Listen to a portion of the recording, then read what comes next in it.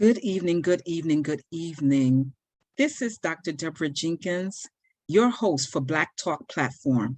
I am coming to you with a pre-recorded abbreviated edition of Black Talk Platform because I thought it was important, but I have a conflict tonight, Tuesday, October 5th, where clergy are getting together to discuss the violence that has been ravaging our community here in New York City. And I certainly hope that will be a productive meeting. But I thought it was very important that I be there to hear and to lend my voice to any faith-based efforts around the violence. As you know, when I speak about what some people call black on black or brown on brown violence, I take exception to the dismissal that those issues are far deeper than just simply blaming each other for the harm that we're causing each other. To be sure, that harm must stop. We must begin to love and respect one another. And there are some very external issues that are really taken into consideration when these discussions are held. And so therefore, I will be there to be that voice that comes that many don't want to hear, to bring those issues to light, but also to begin to talk about what we can do tangibly to try to stave off all the violence. It has been crazy. Even as school has begun, we've had a lot of violence in our schools thus far, even in our community, and I want to be a part of the solution. It is not sufficient to sit on the sidelines. But tonight's discussion is about the Facebook blackout on yesterday, October 4th. Facebook was blacked out. Instagram was blacked out. WhatsApp was blacked out. All of these are owned by Facebook. And it's no coincidence, as one of my friends stated, that the blackout occurred on the heels of a Facebook manager becoming a whistleblower, speaking to several news outlets, and also today testifying before a Senate panel. Her name is Frances Haugen. She was previously a product manager at Facebook for 2 years until she left this past May. These are some of the things that she said, and all of this is connected to the Black community in a very real way, and the way I believe that we should move forward as a unit. Ms. Haugen,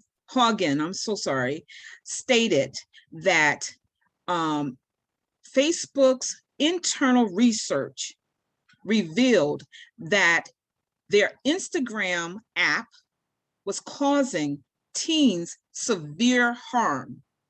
And furthermore, her testimony revealed that Facebook was well aware of the dividing issues in this nation that keeps us, you and I, on a daily basis, falling out with one another, arguing with one another, and they love that type of stuff. It's so funny, or it's not funny, haha, but it's coincidental that yesterday I put up a meme on my Facebook that I had seen from a friend's Instagram. And it basically said that you and I can disagree. We don't have to be on the same page, but we can do that without being disrespectful, without being rude, and without falling out with one another. Sadly, so many get it and so many don't. I have literally seen folks stop talking to me. They won't answer my calls. I have been there for them. I have supported them. But because of the current issue that has captured all of our attention, seemingly, people are satisfied to end relationships. And what Ms. Haugens is saying is that Facebook is fully aware of it and they are perpetuating it. And you know what? Some of these relationships that are being severed perhaps will never be repaired, and in a lot of instances perhaps never should. They were not concrete, they were not real, and there was a lack of respect already. If we can fall out with one another over issues that truly affect us all. I always say to my students that as sure as there are two of us in a room, there is opportunity for two differing opinions. But we can have differing opinions without harming each other. I'll give you a good example without calling any names. I have a friend who was and is a staunch Donald J. Trump supporter. And I am a lifelong Democrat. And like many, was devastated with his election. It made us communicating with one another tense, and just it became just politeness. But guess what? We made it through the 4 years, and we stayed respectful to one another. I never went on that person's social media saying negative things about him, because that person was fully aware of how I felt. Conversely, that person never came on my social media seeing all the vitriol that I put out there about him, saying anything negative to me, or calling me out, or inboxing me. None of that. Unlike what is happening right now. And it's a shame. And that person and I, we weathered the storm of the 4 years. You know why? Because at the least it was going to be 4 years, but at the most it was going to be 8. And the same is the case where we are today. But some of you are satisfied, and I'm talking to the Black community. Some of you are satisfied to sever relationships because of politics, and that's a shame. So the fact that Facebook's whole structure was down yesterday, and you and I were not able to harm each other, some of you came right back to doing the harm today. What a shame. What a missed opportunity to step back and think about how we've behaved with one another and towards one another. But since we didn't, here's what I'd really like to share with you. There is admiration in my heart for many other ethnic groups, because one thing that they have mastered, that it seems that the Black community globally, but certainly here in the United States, has never mastered, is unity, prolonged unity. Even at the height of the civil rights movement, there were 3 camps, and you found your place in one of them, but you could not agree publicly with all 3 of them, even if there were elements to each of them that you agreed with. There was the Dr. Martin Luther King camp. There was the Black Panther camp. There was the Malcolm X camp. All of which, in my personal opinion, and that doesn't mean that it has to be yours, were valid camps. Ooh, that's my puppy. He's a puppy. Somebody's coming into my house. Excuse me, I'm not going to stop because I'm on a time frame. But all of those camps had valid points. But the criticism from the Black community is always for the Black Panther Party and Malcolm X. Really is their criticism for Dr. King. And let me say, there is much that needs to be examined, in my opinion, again, about Dr. King's positions. But sadly, we'll never do that, because now the media, the greater community, has latched on to Dr. King's legacy and has told the Black community that that is truly the only one that is valid. The Black Panthers are largely no more. There is the new Black Panthers Party, but even myself, I'm not very well abreast of what they're doing right now. But then there are those people who still follow Malcolm X, but you know, not with the same strength of conviction. This is something that I shared in social media also yesterday before the blackout, I believe, or perhaps the day before, that Malcolm X said, and it's quite commonly referred to, but I want to share it again because it's going to lead me right into my primary point of this Black Talk platform. Malcolm X said once that the media is the most powerful entity on earth. They have the power to make the innocent guilty and to make the guilty innocent. And that's power because they control the minds of the masses. The press is so powerful in its image making. In its image making role, it can make the criminal look like the like he's the victim, and make the victim look like he's the criminal. If you aren't careful, the newspapers will have you hating the people who are being oppressed and loving the people who are doing the oppressing. I am a student of Malcolm X, although I botched that that quote, but Malcolm X could not have imagined how far the media stretches and how the definition of media is in 2021. He could never have imagined the impact, the control that social media has over our lives. The newspaper was always for a fee. There were very few newspapers that were free of charge, and if so, they were community newspapers. But social media, they've gotten us all, regardless of where your opinions lie, they've gotten us all because these are so-called free platforms, meaning that we have to pay no money to enter into an agreement with them. But once we enter into these contracts with them, these agreements with Facebook, Twitter, Instagram, LinkedIn, all of them, YouTube, we are essentially agreeing to have them control our minds. People are constantly being shadow banned. I learned this term initially on Instagram, where a very popular influencer began to be shadow banned because she spoke out against harm being caused to Black people. She had more than 70,000 followers, and all of a sudden she went from 20, 30,000 likes to maybe 1,000 here and there.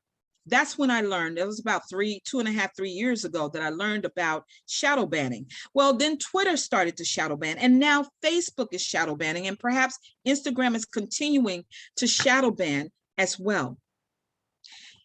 When you and I post, you may have 300 people, you may have 3,000 people who are following you in social media. But when we take the example of Facebook, we begin to realize that that much power in one man's hand or a couple of people's hands is as dangerous as the media that Malcolm X spoke of 50 years ago when he was speaking primarily about the newspapers. It's bad out here. And so here's my suggestion. I often say, you and I have to do ourselves a favor and stop relying solely on the primary cable news stations. I will not give them credit. You all know who they are. They are doing a lot of damage right now, a lot of damage, because they are feeding the narrative that it's either my way or the highway. And I, for one, am not down with that. Shout out to one judge in New York State who has refused to be bullied because she actually understands the Constitution of the United States. You want to know who she is? Go and look her up. There is one who I am extremely proud of for her stand against the machine. And the machine takes its leadership depending on who is in office and who has control. Let me speak primarily to faith leaders and faithful people, regardless of what your faith is. I am a follower of the Most High through Christ Jesus. I am a Christian. So therefore, following his example, the example that I see in the Bible, one thing is patently clear to me. It is that I, as a faith leader, am supposed to influence elected officials. It is not supposed to be the other way around. I am not supposed to take my direction from them. Their policies should be developed with the people to whom God has called me to lead in whatever the capacity is. Those people that I have impact over, their needs should be taken up by politicians because they are voting people, because they're engaging in civil activity. It is not supposed to be where politicians tell me as a faith leader what I am supposed to tell the people of God. In that scenario, I then have become a high priest in the order of those who were appointed by Caesar and those under in Roman control, those who sat on the throne while the Jews were in captivity. Those were not holy people. They may have known the Bible, but the high priests were appointed by the government, which means that if they're being appointed by the government, their allegiance is already compromised. It's compromised from God to the government. Now, there might be those scholars out there, and I know there are a lot of them who disagree with me in a general way, and I know that they are looky-loos. If you find me in error, please, I welcome the challenge for you to change my mind.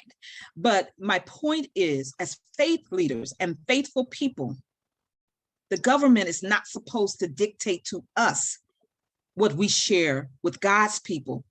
And I always stress that they're God's people. They're not my people. They belong to God. God is simply using me in whatever capacity he desires on his behalf before his people. And I take it very seriously. Will they always agree with me? No, and they're not supposed to. Again, two minds, right? But I try to be faithful to God and his word, not be faithful to the government and its ever-changing word. If you compromise your integrity once, they're watching, they will know that you'll do it again. I'm quite pleased to not be invited to some places. I'm confident being God's daughter. I don't need my name to be called out. I need my name to be written in the Lamb's Book of Life so that when Jesus comes back, he takes me with him. That's how I believe. And my belief is not up for debate. My belief is mine. Yours is yours. But I do believe it's a universal assumption that faith leaders take leadership from their supreme being, not from the government. To that end, I believe wholly, W-H-O-L-L-Y, that the Black community needs independent Black media, which is why I have started Sable Network TV. That's www.SableNetwork.tv. It is a streaming service that has Black media developed by Black content creators. We are moving into a phase because there is such censorship in the news. We are about to build up our news division because we are being censored. Voices that differ from the three major cable network TV news programs, we are being censored to say anything in opposition to them. Investigative journalism is pretty much being quietened by those with the largest megaphone. And parenthetically, let me say the same for social justice activists. There are some voices that are being shut because they refuse to play to the tune of the masses. I don't know their agendas. I just know that if there is a community, such as the social justice activism community, there should not be infighting. There should be support, even if you don't agree. Stand with the person because it's them today and it could be you tomorrow. Such is the same in the faith community. I can hold my own I really can. And I'm willing to, because I'm able to not be influenced by what is popular. I read and I go deep, and many do not. One friend says that many of us lack intellectual curiosity. We're lazy intellectually. So it behooves, it's fine with us to hear what they want us to hear and respond to it. Well, it's not fine with me. And that's just how I've always been. I am quiet and I listen, but once I get it, then that's when you hear my voice. And sometimes it's a loud voice, and I make no apologies for it. I am unapologetically Black, but I'm very clear that much of what I share is not only for the Black community. And that's how it should be, I suppose, because I'm saying it in public spaces. And even with Sable Network TV, membership is not only, or subscriptions are not only for the Black community. I already know that there are those who will be in other ethnic groups who will benefit and who will support me because they know me or they like me or what have you. In fact, my largest mentor is a Caucasian man. That's how God designed it. That's how God designed it. And trust me, I know many people in the media who are Black, and they've known, and I've even called them and told them what I'm doing. But this person just popped into my life back in March and has been here throughout this time of development. So, what can you say? But one thing I can say is that for all those who did not support me and have no intentions of supporting me, guess what? If ever you need me and I can help, I will do that, because I believe in group economics. And that's where I believe the Black community needs to move. There's so much individuality out there. Oh my goodness, from academia to faith to just not helping someone else in their businesses.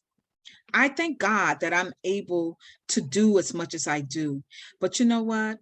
Being flanked by people in my own community who are supporting me, oh, that would just be a cherry on top of the ice cream, or in my case, on top of the banana split. But I would never not help a Black person because he or she didn't help me when I needed it. I believe that the Sable Network TV is going to be quite successful, and it's okay if you don't, or if you're unable to be a part of it. But this is a call for whoever to become a monthly subscriber at $9.99 per month, because there are some things that the news team that I'm developing and I will share that we're not being able to freely share in social media. And that's a disadvantage for all of you who may have dissenting voices. Or even if your voice is not a dissenting voice, and you know that a family or friend may be in that category of a dissenting voice, if you care about your family or friends at all, to share information that you may receive through the Sable Network TV, pass it on to them. That would be a blessing to them. And I'm not suggesting that you don't care about your family and friends. I'm just saying that because you have differing opinions about a certain issue that is tearing our community further apart right now, help them by sharing the information that I shared last week on Black Talk platform about job opportunities for those who are losing their jobs in this time. Share that information. It's still up. God has blessed me that YouTube has not taken it down. And let me tell you why. Because I was not spreading so-called misinformation. It's still there. And people are still viewing it a week later. And I'm really pleased about that, because there's information there that many could use. But on the Sable Network TV, that's sablenetwork.tv, we will be developing more fully our news team so that we can address these issues, respond with tangible, actionable items for those who are in the community. It is simply $9.99 per month to support the work of Sable Network TV as we build out our national news network division. We will be doing the news network division build out first. And in the beginning of the year, in the late winter, we will be developing our movie division. We have our first movie ready to start filming, and we'll probably do that in early spring. So we are excited. We are excited. And the mentor that I have is a major player in Hollywood, and I am grateful to have him. And to all of the content creators on Sable Network TV, I say thank you for taking this journey with me, and keep your hearts and minds open, even for those who are not currently supporting you. Some people are just slow to get to the party, they get there late, but we still have the doors open, right? And that's what we do. So what we're going to be doing coming up on Black Talk platform, some of the Black Talk platform shows will be taken down within 24 hours from social media and archived over on Sable Network TV, like I did last week under threats. Black people, faithful people, but yet I smile because I know that the Lord has me. It's incredible. It's incredible, the vitriol. I thought I had vitriol for number 45, but the way we are treating each other as Black people, it hurts my heart. But for those of you who believe in group economics, that means building together to ensure that our community can stand strong. Look out for our next conversations over the next few weeks to include ways in which we can do it. We will be having work groups, and we will be having classes to teach you how to do that from wherever you are. Because face it, you may never meet me in person and I may never meet you, but that doesn't mean that you should not get the ball rolling for yourself and for your family and for your friends. A lot of people were already unemployed. There's no longer pandemic employment, unemployment insurance, and then many others are losing their jobs daily in school systems and in hospital and other emergency service lines of work. I believe that through group economics, we can all sustain ourselves. I praise God for giving me the vision, and for those who are supporting. Let me not exclude all of those who have welcomed the Sable Network TV and who are really supporting us and our content creators. But it's time to show strong movements as a group before the end of this year. And as we prepare to go into the next, we have exciting things coming up on Black Talk platform and SableNetwork.tv. And I pray that some of you will join me there. I have to run now in order to get ready for my meeting for the community and the violence. I want to pray for all those who are being harmed. And I can't even read another story. I don't want to read one more story because they're all too sad. We are harming each other to death. Innocent people walking. People just trying to get home from work or wherever they're coming from, being pushed onto subway train stations, tracks. You can't even make some of these things up. It's horrible how we are harming each other, but how we're harming people in general. And so we can do better. I know we can. And I'm going to do my part to make that a reality, doing better, that is. God bless you all. Please come back next week where we will have a live show. And I thank you for tuning in tonight. I will see you next week. God bless you all. This has been Dr. Deborah D. Jenkins, your host for Black Talk platform. Peace.